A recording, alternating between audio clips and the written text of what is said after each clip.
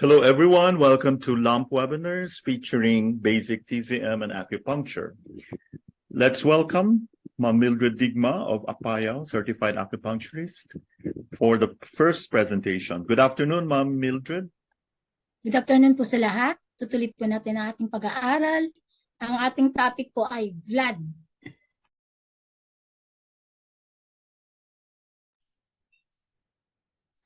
Sublingual veins. Observation of the tongue should always include observation of veins under the tongue. So napakalaga po na lagi natin titingnan yung ilalim ng dila. Under normal circumstances, the veins are not distended, not dark, and one can barely see their outlines. Although a purple color of the veins under the tongue is clinically very significant, other abnormalities may also be observed, such as, for example, the veins being distended and shiny. Yun. Kailangan po natin tingnan pati yung color. When the veins under the tongue are purple, it indicates there is stages of bloodstasis. The sublingual veins, therefore, become purple before the rest of the tongue. A purple color of the veins under the tongue gives an early indication of bloodstasis, particularly in the upper and middle burner. So yun po yung sublingual veins. Pag nakita po natin na meron na pong purple color doon, nagsisimula na po yung disease. In modern China, doctors also correlate the appearance of the sublingual veins with modern disease such as hypertension and arteriosclerosis. Yung sa puso pa, nasakit sa puso. So, ang ibig sabihin po ng distended ay Qi deficiency. Pag distended po yung sublingual veins at may dark color, ibig sabihin po nito ay bloodstasis. So, early indication of bloodstasis in upper burner, lungs, heart, but also in the liver. So, pag nakita na po natin yung sublingual veins na may mga distended. So, pag ulitin po natin, pag distended na wala pang siyang color, Qi deficiency na po yun. Pag may dark na, ay may bloodstasis na. Pag tutin po yung distended vein, manipis lang, yun deficiency. Pero pag namamaganap po, swollen, white and sticky, dampness, and stasis of blood, o may B syndrome po siya. Ayun po. Reddish, shiny, damp heat po. Reddish kasi basta't lagi po natin i-correlate pag red is heat. Pag yellowish po, turbid, dampness, steaming upwards. Pag white, slippery, cold dampness. Pag dark, dry veins, severe yin deficiency na po yun. May kasamang empty heat. Yan. So, ang normal sublingual veins po, ayan sa ating drawing, dapat po hindi siya namamaga, walang color na red or purple. So, pinkish po siya. Then, ito pong sublingual veins na to, makikita natin may mga purple na yan, purple color. Dark na siya. So, ito pong sublingual veins slightly dark. Hindi pa lang matindi. Slightly pa lang. Ito naman, sublingual veins na dark na siya at unti-unti nang distended. Ayan po, parang namamagamaga. Ito, sublingual veins, very dark. Sa left side po. Ayun. Distended na rin siya. Ito, yellowish shiny, sublingual veins. So, ibig sabihin po ay may damp heat. Ito naman, very slight purple sublingual veins sa right side. Right side po, nagsisimula na siya. So, may stasis na rin po, Okay. Ito, mas malaking sublingual veins po, distended, parang namagamaga na siya, lalo pa ito. Ayan po,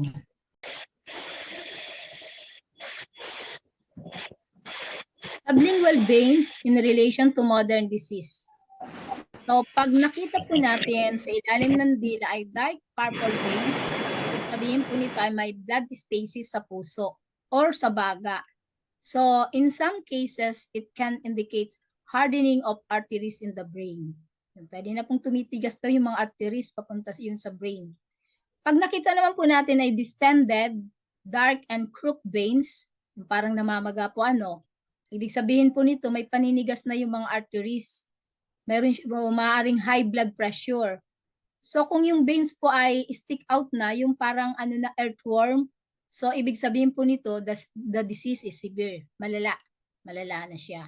Karaniwan po nakikita to sa mga yung mga na-stroke na matatagal na. Ganun po yung pasyente ko eh. Dark nodules on vein, pag may nakikita kayong dark, so pwedeng small nodules like rice or wet grains, nagsasabi po ito na may pagtigas na rin yung mga arteries sa puso. Meron siyang pwedeng magka-heart disease. May heart disease na siya. So yun po yung mga sign na makikita natin na napakahalaga sa sublingual veins, kaya dapat po nating tinitingnan. Thank you po. Thank you very much, Ma'am Mildred. Up next is emotional pathogenic factors. Let's welcome, straight from Rizal, Ma'am Teresita Sumile. Good afternoon, Ma'am Teresita. Good afternoon, Doc. Good afternoon, everyone. Now let's continue our study on emotional pathogenic factors. Day 5 na po tayo. And now let's talk about shock and anger. We have the tendency to get shocked easily. From our infancy, one can see this in little babies showing their arms up in the air as if wanting to be saved, even with a small bang of the door or gust of air. As we grow older, we learn to conceal this body language, but we can be shocked nevertheless for many reasons that we cannot explain. A feeling of shock is often described as a cold hand placed on the heart. It makes everything stop for a moment and then move on again, being slightly faster at the start to make up for the lost moment. If we had been through a period in our lives when we were often shocked, then this could consume the heart blood and chi, affecting the heart function and reducing the ability to make any more shock. So treatment, we should strengthen both with points REN 14, UV 15, mu and shu points of the heart, P6 and heart 9, SI3 as tonification points later. Okay, next is anger. In Asia, we do not handle anger well. We are polite and humble people, and more often than not, we have a problem showing our disapproval to others, especially if they are older or affluent. But this anger may be grudgingly suppressed until one can hold it no longer and could burst out to proportion one day when provoked. This is the character of anger. It cannot be suppressed forever. When held in, it increases the liver yin. Liver is an extreme yin organ, which means that its quantity of yin is rather high in the yin to yang ratio. When this yin gets even higher, it could then intertransform into yang, and this could happen very suddenly. This is why we say that people with a placid temperament can explode quite suddenly over a relatively small issue and be quite out of character. Liver is an extreme yin organ and has a high yin to yang ratio and can quickly intertransform into yang. Okay po? When a person cannot show anger, whether it is their inability or whether it is the situation that is the reason, the liver yin is increased. This makes the person hold the anger inside and become more introverted, inwardly tense and nervous, frustrated and resentful. This swallowed anger could become a very severe internal wind hit and harm other organs of the body. The symptoms could be gastric ulcer, bronchial asthma, eczema, high blood pressure, headache, fibromyalgia, and others. The suppressed anger can cause liver stagnation, making this situation a vicious cycle where the healthy liver function becomes more deficient and the patient cannot handle anger. There are no aggressive personalities. There are also aggressive personalities. They are in a position in work and life whether they can afford to be aggressive and it is their natural way to behave. They are loud and demanding, and even if they say, I love you, it sounds as if they wish to kill the person they love. As they are always aggressive and are often dissatisfied, their liver yang is high. Over a period of time, this could consume liver yin, making them tense and nervous and unable to relax. And this tension could affect other organs as well, causing abdominal colic, bronchospasm, headache, and neck tension, and high blood pressure. The liver yang may increase further from time to time as the liver yin cannot control it. And this may result in spontaneous and excessive bleeding, eye or nail bed inflammation, and other symptoms of liver fire, such as uncontrolled aggression. Okay? Now, liver yang increases with aggression, as illustrated in our tower diagram. So, treatment po dito is to sedate gallbladder 38 and liver 2 for heat elimination. Then, liver yin consumed over prolonged aggression, as it is shown again in our tower diagram. So, treatment is liver 5, the loop connecting point, and GB40, sedation or U1 point. Then, chronic liver yin deficiency can lead to uncontrolled liver fire ascending. So, treatment po dito is liver 14, liver 5, or kidney 7. When liver yin is deficient, very often the kidney yin is also deficient. So in this case, it makes more sense to tonify kidney yin as it is the mother organ of the two. It is then not necessary to tonify liver mother point as well. Okay po? Treatment. In all cases of suppressed aggression, the treatment is the same to improve liver function and help eliminate anger, and give points to assist elimination and improve circulation.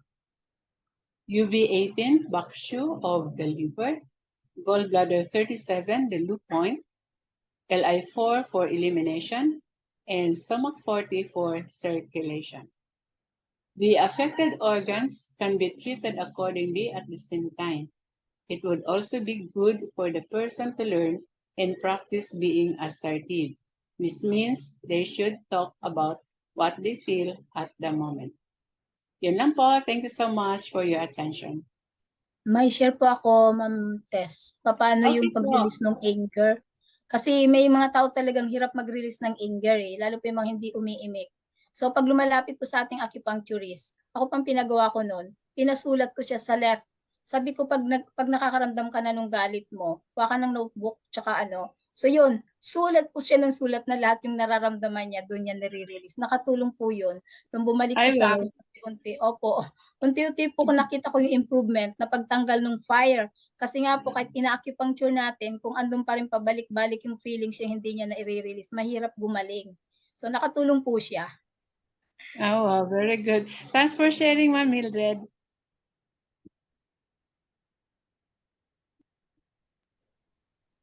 Thank you very much. We now proceed to Shen. Let's welcome Ma'am Lynn Galarita for the presentation. Good afternoon, Ma'am Lynn. Good afternoon, Doc. Good afternoon, everyone. We're on our third part on our discussion on Shen. Previously, we discussed discussed on the functions of Shen and we stopped at emotions. So today we'll start with anger as part of emotions. Anger affects liver, but liver cannot feel it because it does not house the mind. Only the heart can feel it because it houses the mind and it is responsible for insight. All emotions eventually affect the heart, and it is in this sense that the heart is the emperor of all other organs.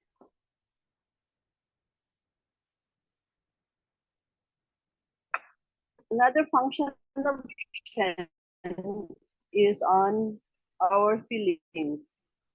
Feelings depend on mind. It is the mind that recognizes stimuli generated by perceptions, touch, taste, pressure, temperature. Next up on the functions, and the last among the functions of Shen is on our senses. Senses and sense organs also rely on the mind. Each sense is related to a certain organ. That is smell to lung, taste to spleen and heart, hearing to kidney, and sight to liver. All senses receive sensory perception.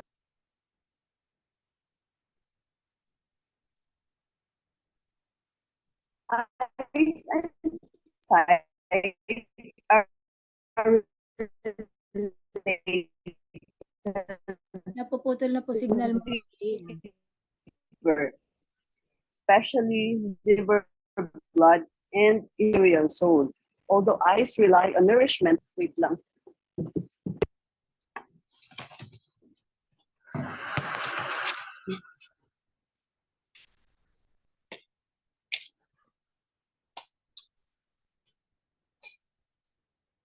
Eyes and sight are related to liver, especially liver blood and ethereal soul.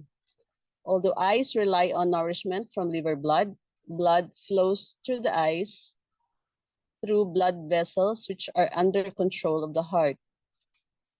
Blood vessels influence the eyes. Excessive use of the eyes is harmful to blood vessels and the heart.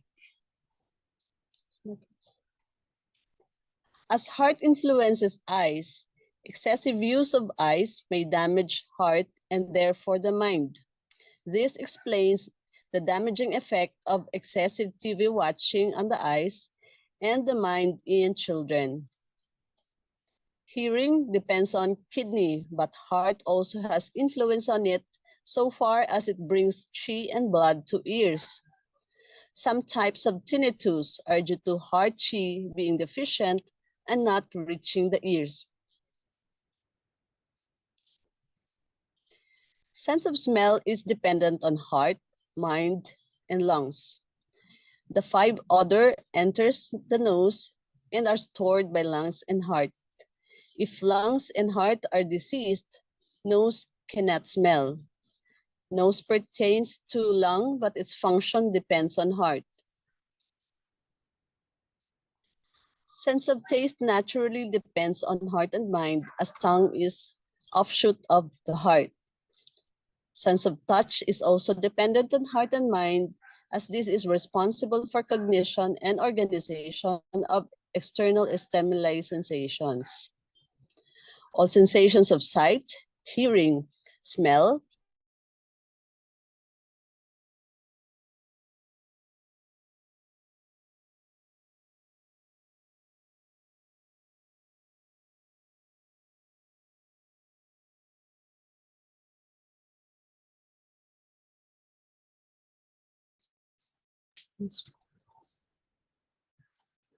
if heart is strong and mind is healthy, person can think clearly, memory is good, consciousness and insight are sharp, cognition is clear, sleep is sound, intelligence is bright, actions show wisdom, and ideas flow easily.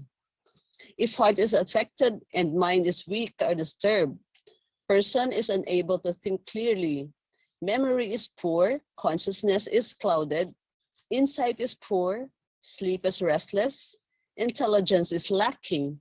Actions are unwise and ideas are muddled.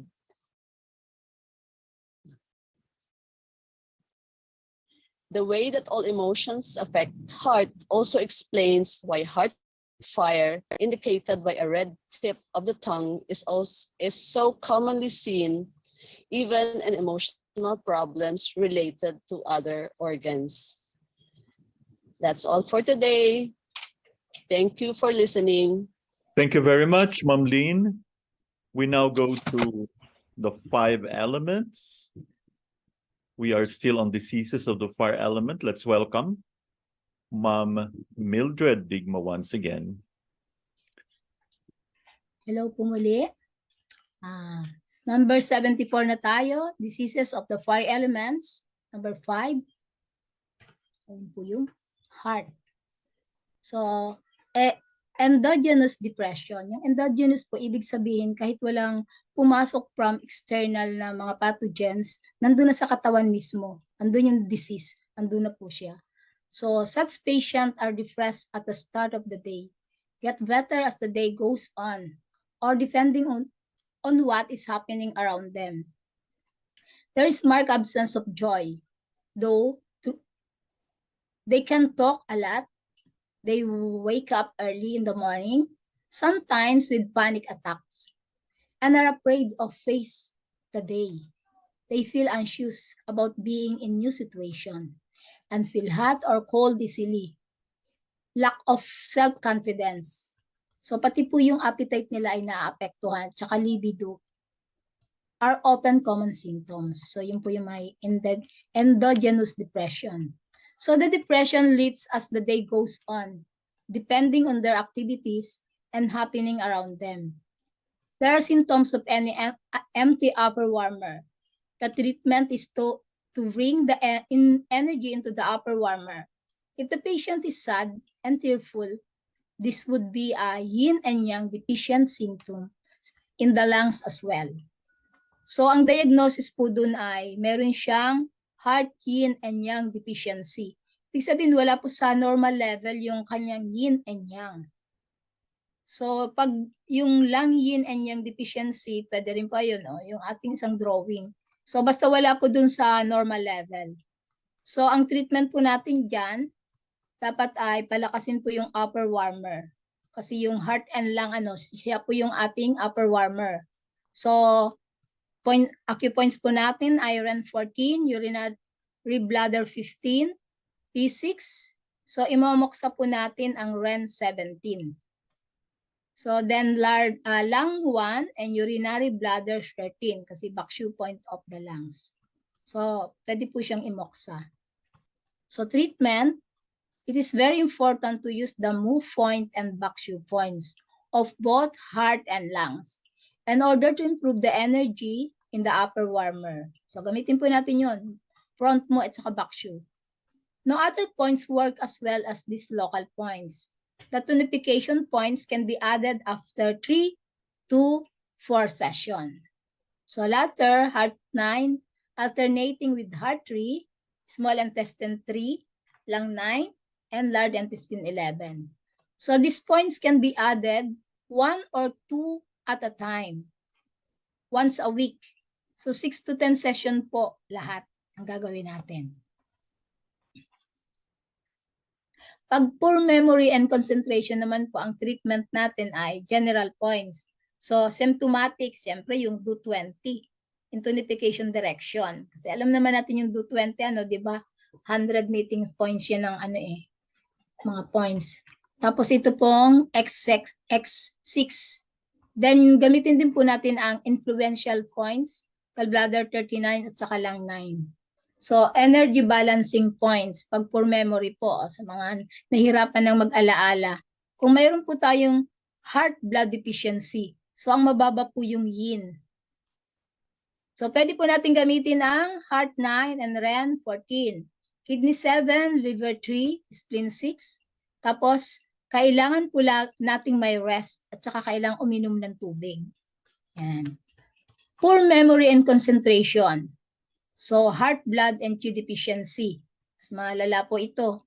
Pareho pong yin and yang ay wala sa level. So yung treatment po ay REN 14, urinary bladder 15, Bakshu point apart po yun. Then heart 9, small intestine 3, liver 3, gallbladder 43, kidney 7, spleen 10. Ito po, poor concentration. Nasa level naman yung kanyang yin. Yung yang ang wala. So, heart chi deficiency po ito. So, acupoints po natin, heart 7, REN 14, kidney 7, liver 8. Tapos, kailangan din po siya ng magpahinga at matulog. Kasi kahit i-acupuncture natin, kung hindi nagpapahinga at di natutulog, matagal ang recovery. Thank you po for your attention. Thank you very much, Ma'am Mildred. Tuloy-tuloy tayo sa next topic natin. Let's listen to Ma'am Teresita Sumile once again for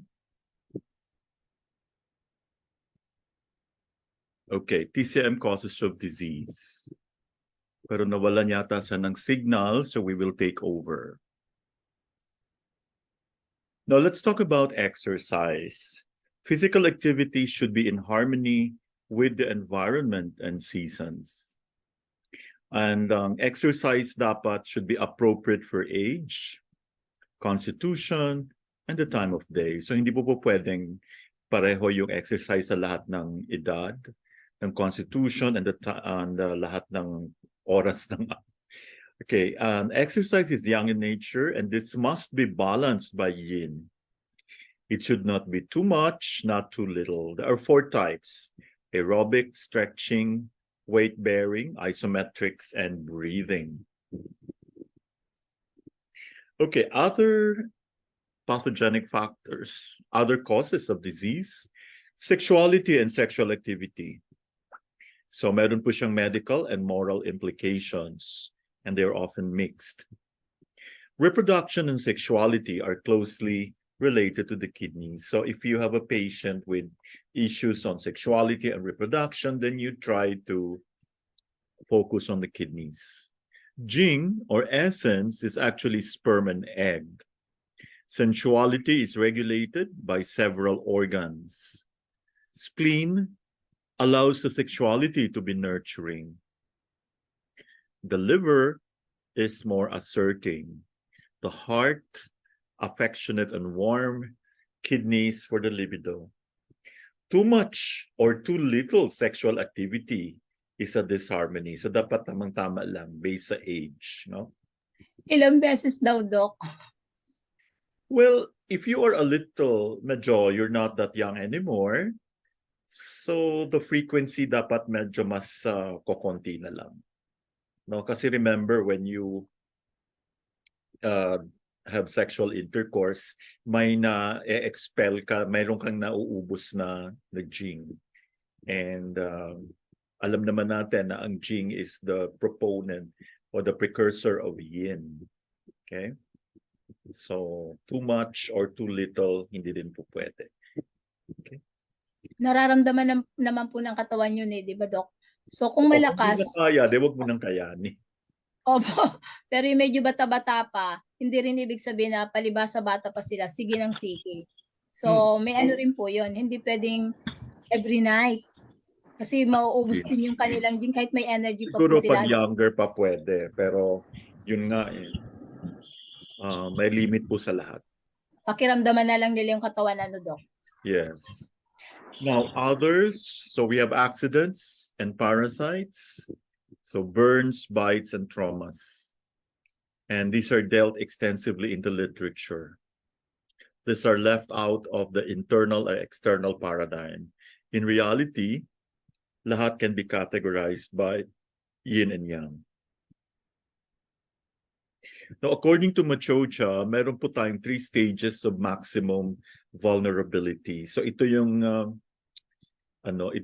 stages where you are very prone to getting sick, no? Prenatal, childhood, which is from birth through teens, and adulthood. So prenatal, so may kinalaman dito ang parents' health at the time of conception, of course, no? So Yes po, Doc. Yes. Halimbawa, Doc, yung mga menopausal baby po, mga 45 years old na pinanganak. Ito din po medyo magkakaproblema din po.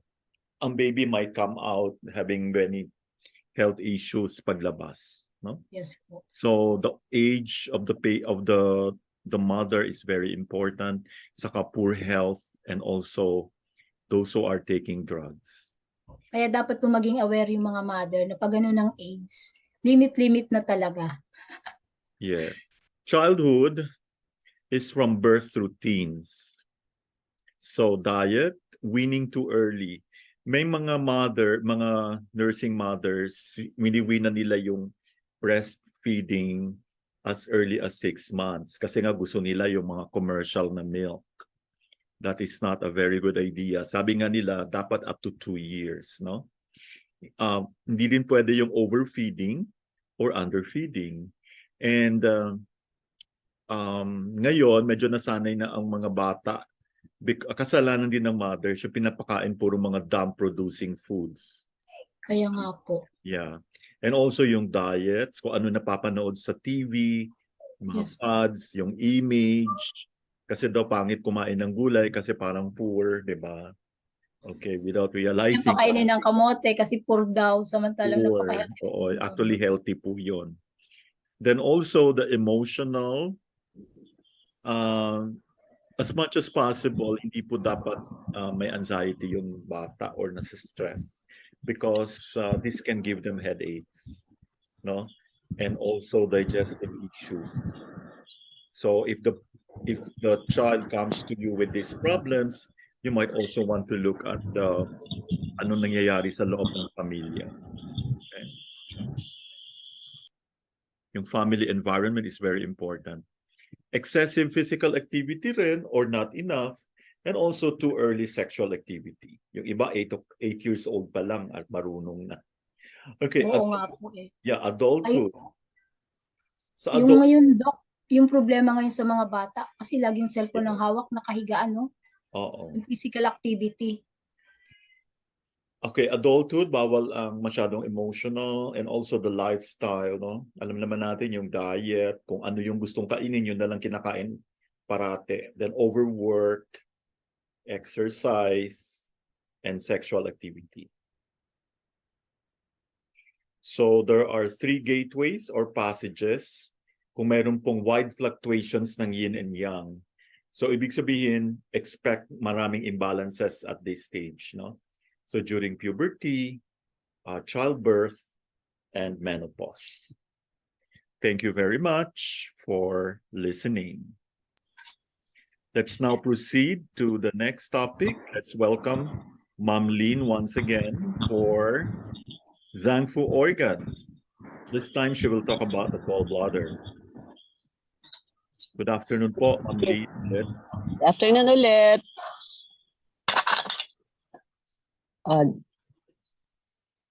Our topic will be on the gallbladder.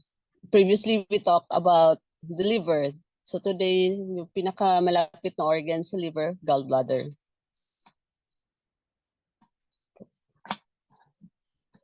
The main functions of the gallbladder is to secrete bile formed from excess of liver qi. Secretions of bile aids in stomach and spleen with the digestion process. Gallbladder is one of the extraordinary organs because it is a hollow organ resembling a young organ, but its function is to store bile, which resembles a yin organ. Bile is considered to be a pure substance rather than a waste product conveyed by the other yang organs.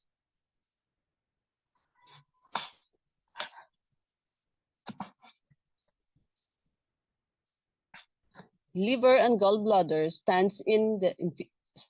in interior-exterior relationship. Liver governs the flow of bile, and liver depends on gallbladder qi to maintain the free flow of qi. So gallbladder, next na po, Doc. Gallbladder governs decision making. It provides courage and impulse for action needed by the spirit to follow through in decision-making process. Gallbladder stands in relationship with kidneys, which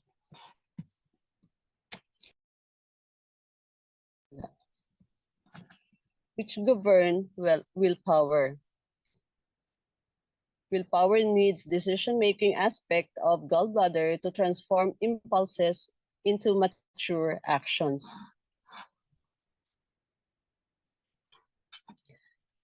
Gallbladder also provides chi for the tendons as liver nourishes the tendons with blood.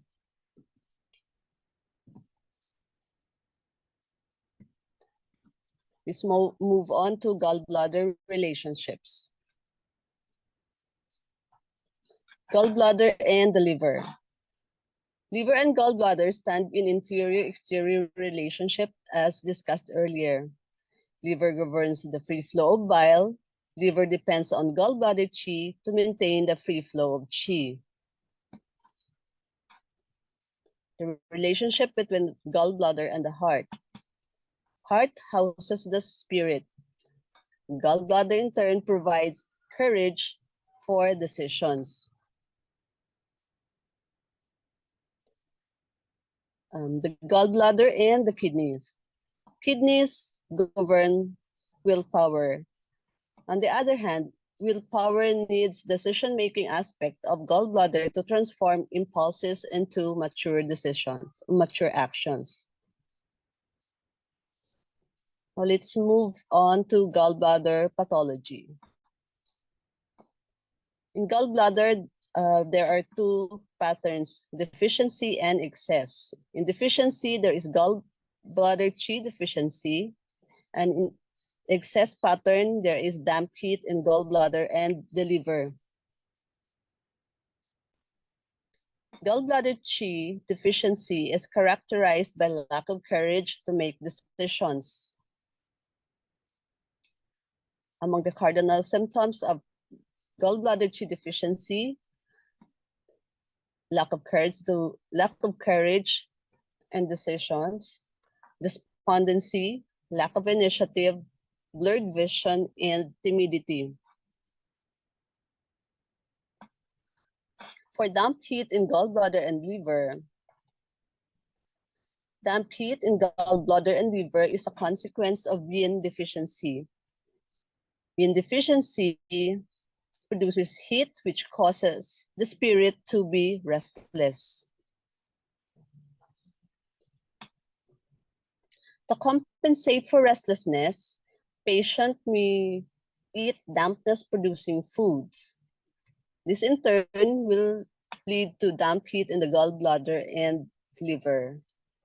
Among the foods that form dampness are sugar, yeast, wheat, saturated fats, roasted peanuts, dairy products, bread, pork, bananas, concentrated juices. That's all for today. Thank you for listening. Thank you very much, Wamlin. Okay, let's proceed to meridian theory.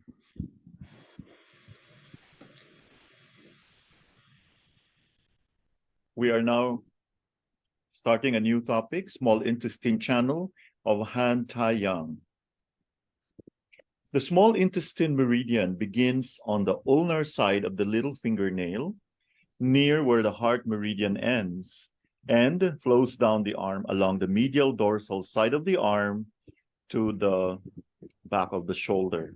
On the shoulder, it takes a zigzag path over the scapula and turns to the side of the face, ending in front of the ear.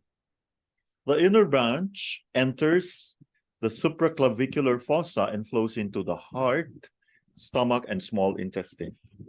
The upper branch enters the ear and reaches the inner canthus, where it connects with bladder 1 of the urinary bladder meridian. SI1 is located on the little finger, point 1 tsun, from the ulnar corner of the nail.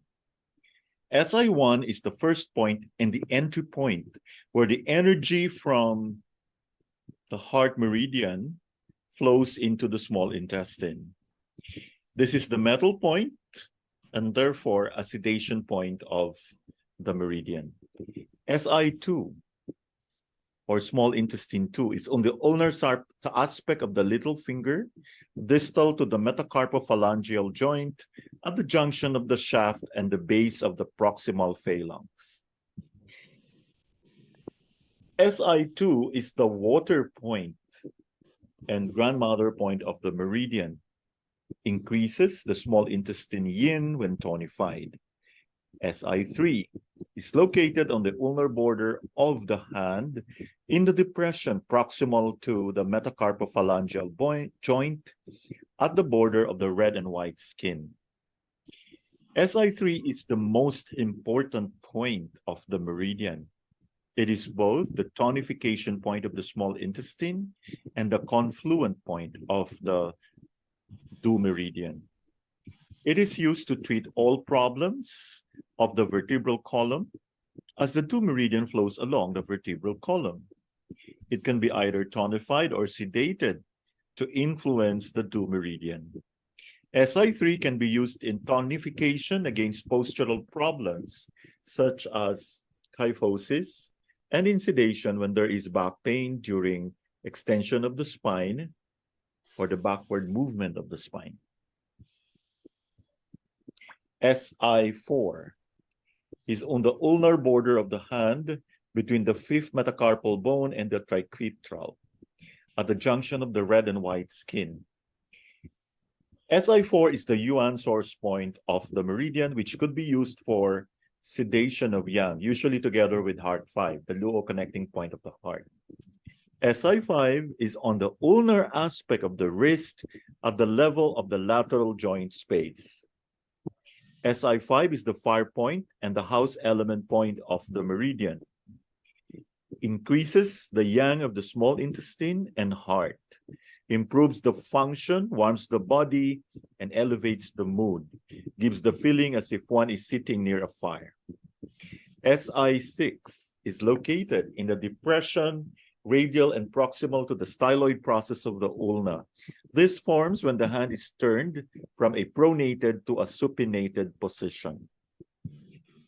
SI6 is the she-cleft point of the small intestine channel used in acute conditions like enteritis, acute exacerbations of Crohn's disease, and acute appendicitis. SI7 is 5-tune proximal to the wrist joint on the line connecting the ulnar wrist joint space with the ulnar sulcus of the elbow, SI5 to SI8, or 1-tune distal to the midpoint of this line, or just ventral to the ulna. SI7 is the luo connecting point of the small intestine, tonifies its yang and decreases heart yin. SI7 is an excellent pain relief point for backache and sciatica when given in sedation. SI8 is located with the elbow flex in the depression between the olecranon process of the ulna and the medial epicondyle of the humerus. SI8 is the sedation point of the meridian. This point is used in sedation of small intestine yang, in gastroenteritis, appendicitis, and acute Crohn's disease, and in the sedation of heart yang, like acute angina pectoris, tachycardia, mania, insomnia. SI9 and SI10, SI9 located with the arm abducted, 1-tune superior to the posterior axillary fold on the lower border of the deltoid muscle. SI10 with the arm adducted on an imaginary line extending in a superior direction from the posterior axillary fold on the lower border of the scapular spine. Common pain points. SI9 and SI10 are common pain points in posterior shoulder pain. Often, patients complain of pain and tingling down the arm when sitting back and causing pressure to this area. As the pain travels down the meridian to the medial side of the arm, if this is on the left side, it may be misinterpreted as angina pectoris. SI12 is located in the center of the suprascapular fossa. This is an important point for the shoulder arm area. It is a wind eliminating point for the shoulder and arm. So this can be used in wind diseases such as wandering pains, pruritus, and chill pains after exposure to wind. It should be needled to the shoulder with the wind elimination needle technique. SI17 is located posterior to the mandibular angle on the anterior border of the sternocleidomastoid muscle. SI17 is used as a local point for the pharynx and larynx, for tonsillitis, pharyngitis, and hoarseness of the voice. It is a good point for acupuncture anesthesia for tonsillectomy. SI19 is located anterior to the ear at the level of the middle of the tragus in a depression between the tragus and condyloid process of the mandible. It is usually given with the mouth open. SI19 is the last and exit point of the SI channel before it connects to the urinary bladder meridian at point bladder 1 at the eye. It is used as a local point for the ear and the mandibular joint, for tinnitus, deafness, and blocked ear. Thank you very much for your attention. We now come to the last topic, still on breathlessness, Western differential diagnosis. Dyspnea or breathlessness can have many different causes in Western medicine. Apart from general causes, unlike anemia, they all relate to either the lungs or the heart. Breathlessness can arise either from a disease of the lungs themselves, such as asthma, bronchitis, or emphysema, or from a heart disease affecting the lungs, such as left ventricular heart failure. So here you can see the causes of breathlessness in Western medicine. So the lungs are involved in asthma, chronic bronchitis, emphysema, bronchial carcinoma. The heart, left heart failure, and general dyspnea, anemia. Causes in the lungs. For asthma, this consists of constriction of the bronchi on exhalation. It may arise during childhood and in atopic individuals, those who easily form antibodies to commonly encountered allergens like house dust, pollen, or house dust mites. Such patients often suffer from other allergic diseases like allergic rhinitis or atopic eczema. This is called early onset or extrinsic asthma. In other cases, it starts in later life in non-atopic individuals and is called late onset or intrinsic asthma. This type of asthma is not due to an allergic reaction. In both types, the main manifestations are breathlessness on exertion and wheezing and coughing, which may be worse at night. COPD, or chronic obstructive pulmonary disease, is due to narrowing of the bronchioles by mucus and edema of mucous membranes within the lungs. It is this narrowing that causes the breathlessness. This occurs in middle-aged or elderly people, and the main distinguishing signs to differentiate it from asthma are chronic productive cough with abundant expectoration, and pulmonary function test showing the presence of non-reversible bronchial airway obstruction. It also differs from asthma insofar as the breathlessness is often worse in the morning rather than at night, as in asthma, and also the propensity to frequent chest infections. Emphysema is characterized by alveolar destruction, resulting in reduction of the superficial gas-exchanging tissues of the lungs. It frequently develops from exposure to cigarette smoke or environmental pollutants. In a minority of cases, an inherited condition can result in a form of hereditary emphysema, alpha-1 antitrypsin deficiency.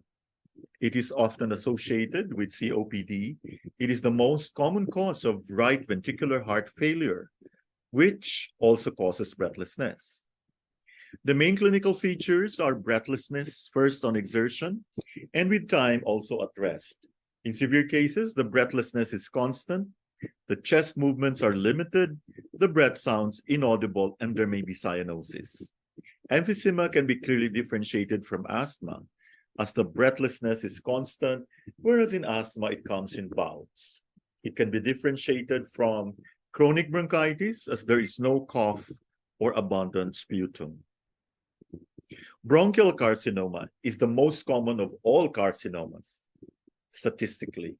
The main clinical manifestations are cough with scanty sputum that may be blood-tinged, chest pain and breathlessness, although this may appear only in quite late stages. Pneumonitis. Dyspnea is accompanied by fever, cough that may be productive, and chest pain if the pleura is involved. Now, causes in the heart. Left heart failure. When the left ventricle of the heart loses strength of contraction, blood accumulates behind the left ventricle in the pulmonary veins and lungs. The resulting pulmonary congestion reduces the supply of oxygen to the alveoli and causes breathlessness. Left ventricular failure may be caused by several conditions weakening the heart muscle. The main causes of heart failure are myocardial ischemia, hypertension, valvular heart disease. General causes, we have anemia. Breathlessness on exertion may be a feature of anemia. Breathlessness or dyspnea refers to the pathological sensation of shortness of breath or difficulty breathing. Chinese medicine treatment of dyspnea, either chronic or of recent onset, must always be preceded by a correct diagnosis based on Western medicine. Thank you very much, everyone, for joining. We hope to see you in our next presentation. Doc, may share ako